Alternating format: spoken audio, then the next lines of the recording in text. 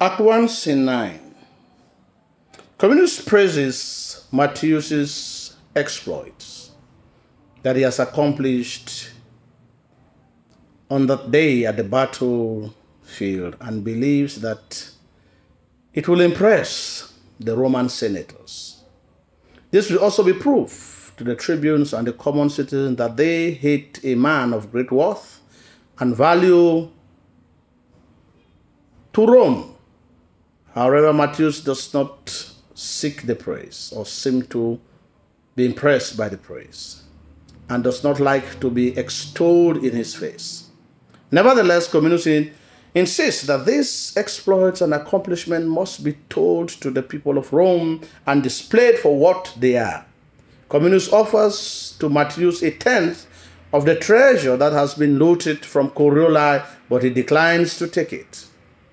He wishes that the war would still be shared among the soldiers, since he has simply done his military service for Rome out of patriotism. And he believes that every soldier had fought in the same way that he had also fought in the battle. In recognition of his exploits and service during the battle, Matthew is given the surname, aka Coriolanus, to mark his victory over the city of Coriolanus. Matthew accepts the honor, though he still seems reluctant to get or to be showered with public praise. Even Coriolanus admits that the citizens and their tribunes are dull and fussy. Matthew is not incorrect in his appraisal of them as scabs and cowards. If another worthy man can back up his opinion of them, this means that he's right in his opinion. This statement highlights the appraisal of the worth and honor. Matthew is worthy of Rome because of the battles he has fought and won for the state, though the tribunes and citizens seem to believe that Matthew has little worth and do not believe that his military triumphs equal his worthiness. Ironically, he is Rome's greatest asset to guarantee its security. There is irony when Coriolanus foretells that the plebeians will learn to love Matthew because of his recent triumph, but they do exactly the opposite.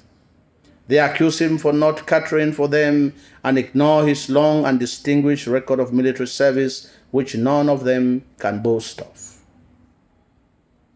There is also irony when Menenius refuses to receive the praises, when Matthew refuses to receive the praises heaped on him for his worthiness and valor in the battlefield. It is ironical that despite the great or excessive pride that he is accused of, he refuses praises that come from his commanding officer. He suddenly becomes modest, humble, and refuses to accept the compliments or the booty given to him. This is a contradiction of Matthew's nature and not an insignificant one to take note of in the play.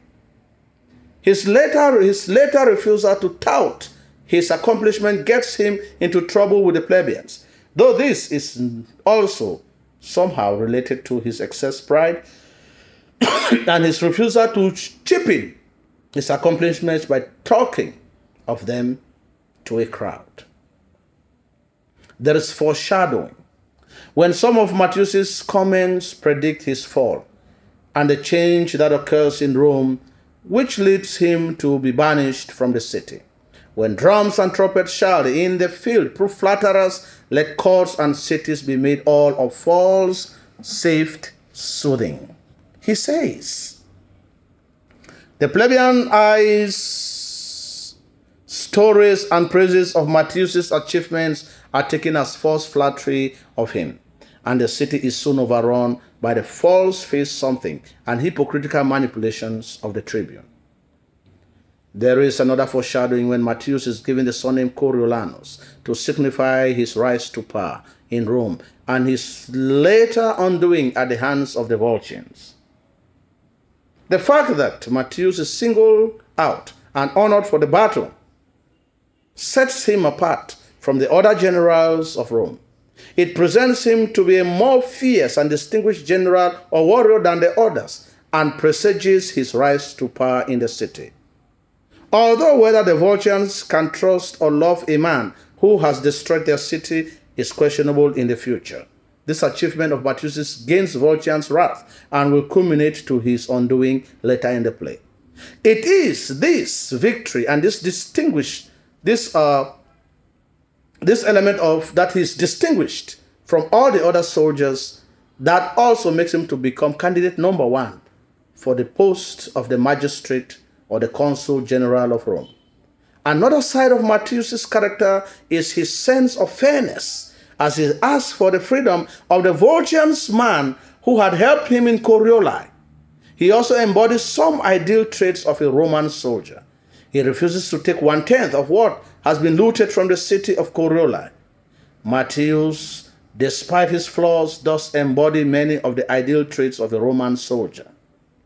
Not only is he a brave and a fierce fighter, he is also just and has some redeeming qualities for all of his wrath and killing.